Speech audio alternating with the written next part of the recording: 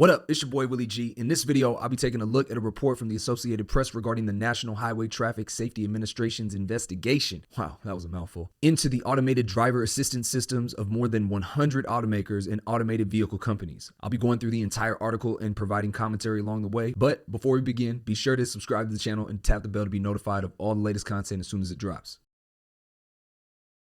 The government will soon release data on collisions involving vehicles with autonomous or partially automated driving systems that will likely single out Tesla for a disproportionately high number of such crashes. In the coming days, the National Highway Traffic Safety Administration, NHTSA for short, plans to issue figures it has been gathering for nearly a year. The agency said in a separate report last week that it had documented more than 200 crashes involving Teslas that were using autopilot, full self-driving, traffic-aware cruise control, or some other of the company's partially automated systems. Tesla's figure and its crash rate per 1,000 vehicles was substantially higher than the corresponding numbers for other automakers that provided such data to the Associated Press ahead of NHTSA's release. Now, when comparing driving data, I would think it's important to choose a metric that relates to the actual act of driving, which is actually driving. For instance, when using a rate per 1,000 vehicles, we aren't comparing apples to apples because it assumes that each vehicle drives the same amount of distance while using the system, which likely is inaccurate. Instead of worrying about how many cars were in accidents, we should focus on a metric such as the crash rate per miles driven while using the system. This would allow for a more accurate measure of how often Teslas are in crashes when compared with other auto brands. But something tells me other auto brands aren't quite able to provide this information, which in my opinion plays an obvious role in the validity of these investigations, but not on the implications of it. Think about that. The number of Tesla collisions was revealed as part of a NHTSA investigation of Teslas on autopilot that had crashed into emergency and other vehicles stopped along roadways. Tesla does have many more vehicles with partially automated systems operating on U.S. roads than most other automakers do, roughly 830,000 dating to the 2014 model year. Now, I'm not quite sure where the author of this article is pulling the information from, but they're claiming Tesla only has 830,000 vehicles on the road with autopilot when, in fact, this number is actually much higher. In 2021 alone, Tesla produced and delivered close to 1 million vehicles, about 500,000 in 2020, all of which have autopilot hardware installed and enabled straight off the factory line. Tesla has almost double the number of vehicles the Associated Press is claiming they've produced since 2014, which was over 8 years. I'm not sure if this is an oversight or something. Maybe they meant to add a 1 in front of the 830,000. But the reason this is important is because there is a difference when looking at the number of vehicles on the road that have the systems enabled. 800,000 versus 1.5 million when compared with that 200 crash number is a vastly different ratio when considering the safety of these systems. Again, could just be an oversight, so we'll give them the benefit of the doubt here, but something people should be aware of. And it collects real-time data online from vehicles, so it has a much faster reporting system. Other automakers, by contrast, must wait for reports to arrive from the field and sometimes don't learn about crashes for months. In a June 2021 order, NHTSA told more than 100 automakers and automated vehicle tech companies to report serious crashes within 1 day of learning about them and to disclose less serious crashes by the 15th day of the following month. The agency is assessing how the systems perform, whether they endanger public safety, and whether new regulations may be needed. Now let's take a moment to consider something here. NHTSA, a governmental agency, ordered more than 100 companies to report serious crashes within 1 day of learning about them. First, reflecting on what was just said a moment ago, other automakers, not named Tesla, sometimes don't learn about crashes for months. Just take a second to think about how much of a disadvantage this is for companies and how advantageous it is for Tesla. On one hand, most automakers make a vehicle, ship it, and make safety improvements based on internal testing with almost no real-world data available to them. On the other hand, Tesla is able and has already demonstrated their ability to use real-world crash data from their fleet to improve the safety of their vehicles and can even do so in real time. Don't believe me? A car was for industry standard crash testing, and those crash tests are like a few grains of sand. Those grains of sand are meant to represent the beach, but in reality the beach is infinitely complex. Every crash is different.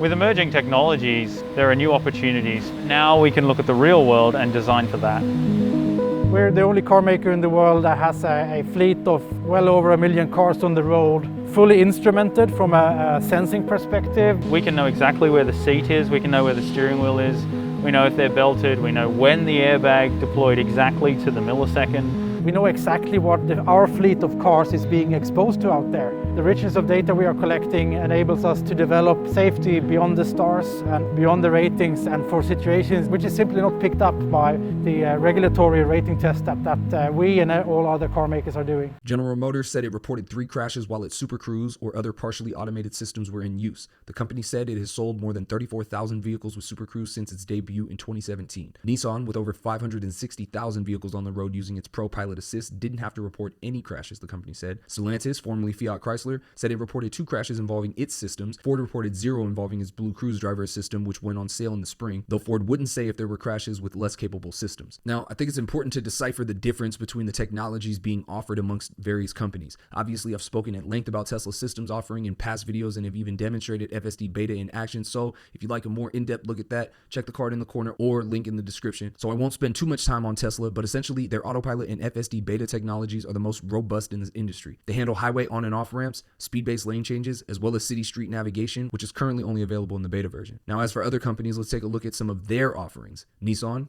Pro Pilot Assist, similar to Tesla's autopilot, has cruise control, lane keep. Ford has Blue Cruise, same thing. GM, Super Cruise, same thing. And then poor Stellantis, so many brands, so much confusion. They just said fuck it to naming their system and creating a webpage. No. We'll do it live! Fuck it! Do it live! I'll write it and we'll do it live! Fucking thing sucks!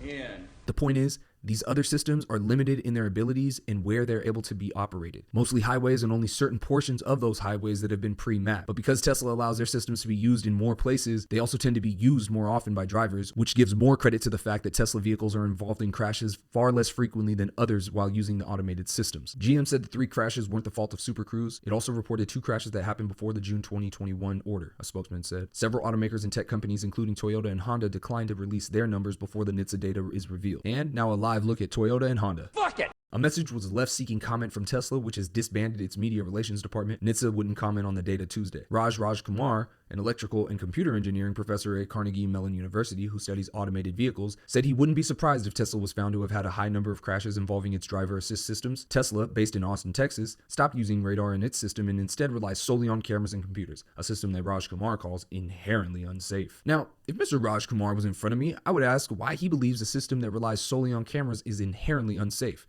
And I'm not being facetious here either. I'm genuinely curious as to what makes Raj the expert on this matter and why, in his opinion, camera-based systems are inherently unsafe. Based on my understanding of the 2 different systems, if a system relying on 2 distinctly separate input sources, cameras and radar, has conflicting information being fed by the input sources, it then has to make a decision on which input to trust more, cameras or the radar. To me, this doesn't seem inherently safe. So if you're someone who happens to agree with Raj and has the answer to this question, please feel free to let me know down in the comments below. The system's computer, he said, can recognize only what's in its memory. Flashing lights on an emergency vehicle, Raj Kumar said, might confuse the system, as would anything that the computer hasn't seen before. Quote, emergency vehicles may look very different from all the data that the Tesla software had been trained on, he said. Now I'm being facetious. As a computer engineer, has this guy ever used a fucking computer before? I mean, dude, seriously, you have a PhD in this shit, you study automated vehicles, and this is your take? Come on, man. What are we talking about? Come on, man. Come on, man. Come on, man. Come on, man. Come on, man. Come on, man. Come on, man. How many push-ups you want to do here, pal? Oh, come on, man. Why the hell would I take a test? Come on, man. So first, I'd like to point out that as with any computer, they're all pre-programmed based on software that clearly, unlike any of the other vehicles Raj has studied, is capable of being improved upon via over-the-air updates. So when he says flashing lights on an emergency vehicle may confuse the system, he must not be taking into account that Tesla has the world's most robust real-world training data to comb through and find any instances where a Tesla vehicle has driven past an emergency vehicle with flashing lights, train the AI, then ship that out to the entire fleet in the next software release. And quickly going back to Raj's first point that camera-only systems are inherently unsafe, I ask this question. Assuming Tesla were to revert back to including radar in their training sense, how do you propose a radar would be able to see flashing lights? Wait, what's that? A PhD professor getting schooled by some guy on YouTube? How ironic. Why the hell would I take a test?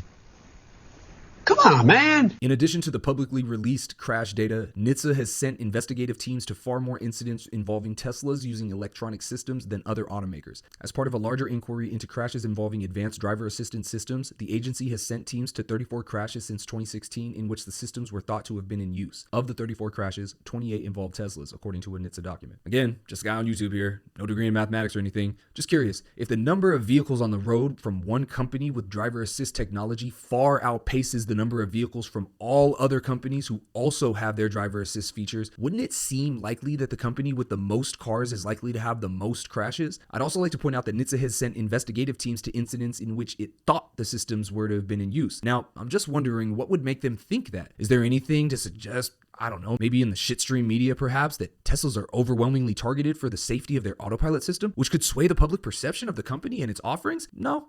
Yeah, nah, I didn't think so either. NHTSA said in documents that it has received 191 reports of crashes involving Teslas on autopilot and non-emergency vehicles, plus 16 more involving parked emergency vehicles for those with warning lights, for a total of 207. Of the 191, the agency removed 85 because of actions of other vehicles or insufficient data to make a firm assessment of the crashes. That left 106 that were included in the autopilot investigation. So if we've already decided that the investigation is being based on faulty metrics, then this at a minimum is an important metric that's being completely glossed over in the middle of the article. Do the math yourself. That's close to half the number of crashes being reported. Seems odd they wouldn't lead with this type of information. It wasn't clear if 207 matched the total number of Tesla crashes reported to NHTSA under the order. A NHTSA spokeswoman wouldn't comment. The agency ordered automakers and tech companies to report crashes involving driver assist systems as well as fully autonomous driving systems. In defending its partially automated systems, Tesla has said that autopilot and full self-driving cannot drive themselves and that drivers should be ready to intervene at all times. The systems can keep in their lanes and away from other vehicles and objects, but in documents released last week, NHTSA raised questions about whether human drivers can intervene fast enough to prevent crashes.